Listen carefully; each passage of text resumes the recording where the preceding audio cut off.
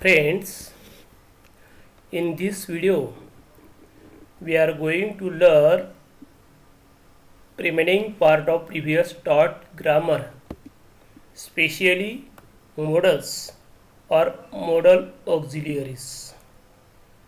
So please open your notebook and pen and note this down in your notebook. Are you ready? Let's get started. चला तर मग आज आपण आपल्या models मधील राहिलेली जी काही सहाय्यकारी क्रियापद आहेत तर त्यांचा वापर वाक्यात कुठे, कसा आणि केव्हा व का करतात ते समजावून घेणार आहोत. केअरफुली ऐका. त्याचबरोबर वाक्य दिलेली जी आहेत एक्झाम्पल्स समजावून घ्या आणि अशा प्रकारची एक्झाम्पल्स पुन्हा तुम्ही सोडवा. जेवढा तुम्हाला सराव करता येईल तेवढा याचा वापर आणि याचा अर्थ तुम्हाला अधिक चांगला समजेल. So I hope that you will listen, learn and write carefully. should use for indicating the ideal or desired state affairs. मित्रांनो, शूडचा वापर या ठिकाणी काहीतरी आयडियल और डिझायर्ड स्टेट अफेअर्स, इच्छित अशा प्रकारची एखादी वस्तुस्थिती, घटना, तिचा उल्लेख करण्यासाठी किंवा जी काही अपेक्षा वगैरे असते त्यासाठी, किंवा तुमच्याकडे काही जे आदर्श असतील तर त्याचा उल्लेख करण्यासाठी या ठिकाणी वाक्यात शूडचा वापर करतात. म्हणजे त्या होप्स किंवा त्या एक्सपेक्टेशन्स आपण यातनं व्यक्त करत असतो किंवा तशा अपेक्षा आपण शूडच्या वापरातनं गृहीत धरत असतो. एक्झाम्पल बघूया याचं. Officials should be free from corruption. अधिकाऱ्यांनी, ऑफिशियल्स मीन्स अधिकारी आणि करप्शन म्हणजे लाच, ज्याला आपण ब्राईब वगैरे म्हणतो. Officials should be free from corruption म्हणजे अधिकारी या ठिकाणी लाच घेण्यापासनं किंवा लाच हा भाग जो आहे तर तो स्वीकारण्यापासनं त्यांनी मुक्त असतं पाहिजे. म्हणजे स्वतःला अलिप्त ठेवायला हवं अशी एक अपेक्षा यातनं आहे. म्हणजे त्यांनी ते स्वीकारू नये किंवा ते करू नये, किंवा it is not good for all, ते सगळ्यांसाठीच योग्य नाही असं एक अपेक्षा, डिझायर, इच्छा त्यातनं व्यक्त होती. Next, one should control one's अँगर. दुसरं एक्झाम्पल बघूया आपण की आपण आपला हा जो राग आहे तर त्याच्यावर नियंत्रण करायला शिकलं पाहिजे. कारण राग हा नेहमी क्षणाचा असतो, परंतु तो आयुष्यामध्ये खूप काही नुकसान करून जातो. त्यामुळे please please control yourself, specially when you are getting angry. जेव्हा तुम्ही रागावले असतात त्यावेळेस कंट्रोल करा. वन शूड कंट्रोल वन्स अँगर म्हणजे आपण आपल्या रागावर नियंत्रण ठेवायला पाहिजे. नेक्स्ट यूज बघूया. Use for giving advice or making suggestions म्हणजे सल्ला किंवा उपदेश देण्यासाठी किंवा काही सूचना वगैरे असतील तर त्यासाठी सुद्धा याचा वापर केलेला असतो. एक्झाम्पल बघूया. You should do your homework regularly. करतात ना मग तुम्ही नियमित होमवर्क करतात ना, नियमित तुमचा गृहपाठ तुम्ही लिहितात ना, लिहून काढलाच पाहिजे. ही या ठिकाणी सल्ला आहे. या ठिकाणी तुम्हाला you should do your homework regularly म्हणजे तुम्ही तुमचा गृहपाठ नियमितपणे करायला हवा. हे तुम्हाला या ठिकाणी एक ॲडवाईस आहे, कारण तो केला तर तुम्हाला फ्युचरमध्ये अभ्यासातल्या बाबी समजून घेण्यास किंवा त्यासाठी खूप त्याची मदत होणार आहे. नेक्स्ट एक्झाम्पल बघूया. We should leave tomorrow, don't you think.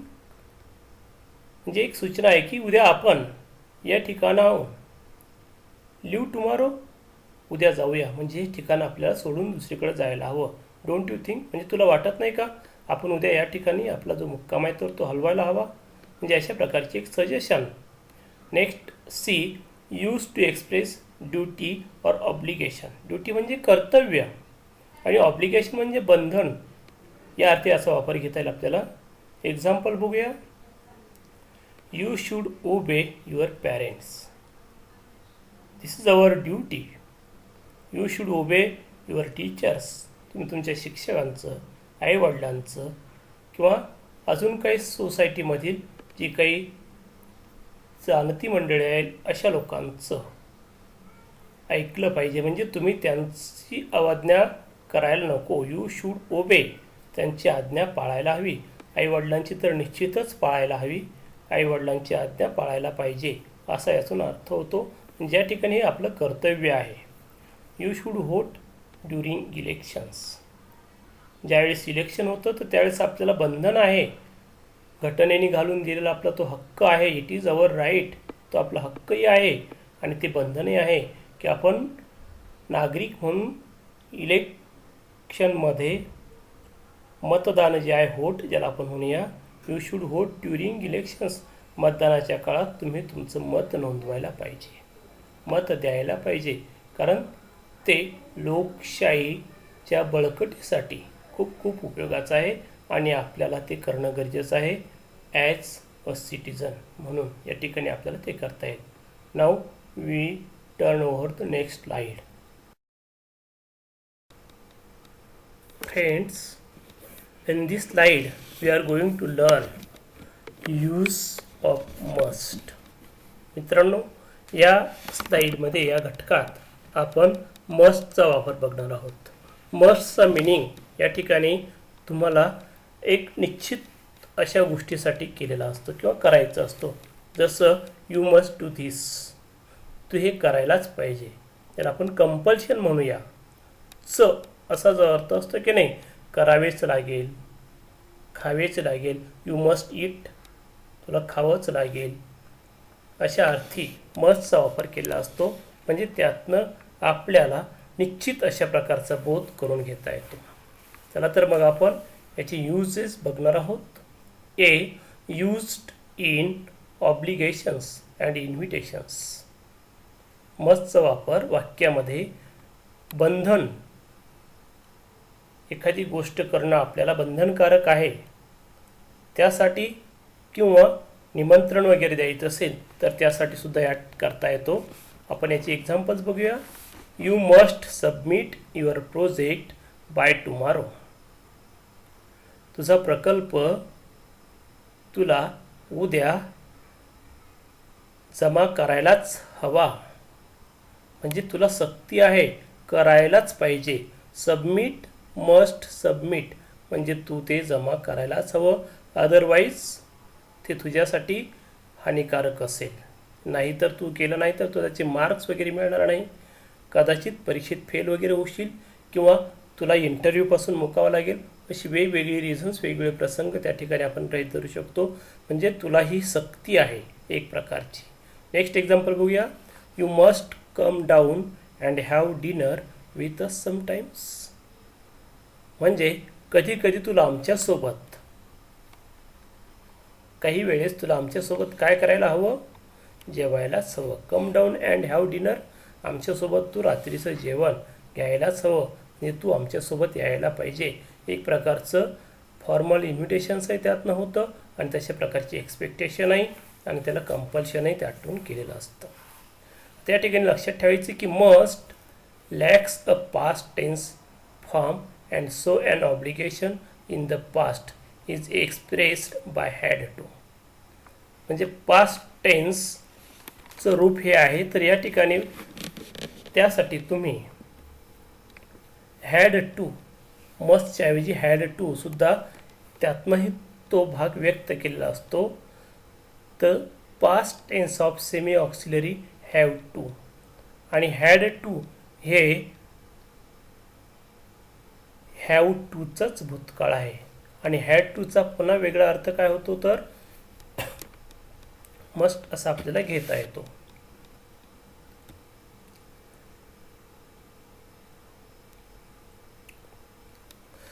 पुढील बी घटकाकडे वळूया. Used in rules or lodge.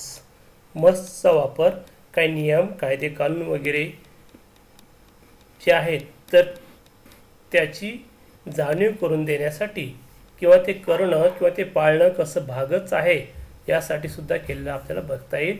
Example बघूया. Two wheelers riders must wear helmets. म्हणजे दुचाकी चालकांनी हेल्मेट शिरस्त्राण परिधान करायलाच हवं. म्हणजे कंपल्शन आहे. तुम्हाला माहिती आहे जर ते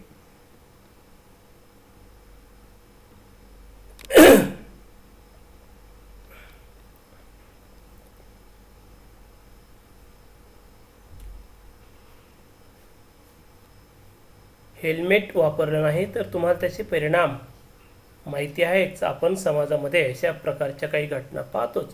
म्हणजे या ठिकाणी तो एक कायदाही आहे. आणि दुसरी गोष्ट की स्वसंरक्षण, ज्याला आपण म्हणूया की डोक्याला इजा होण्यापासून हात पाय इजा झाली तर ती तितकी रिस्की नसते, मात्र डोक्याची इजा ही खूप महत्त्वाची असते आणि त्यातून नको तो अनर्थ होऊ शकतो.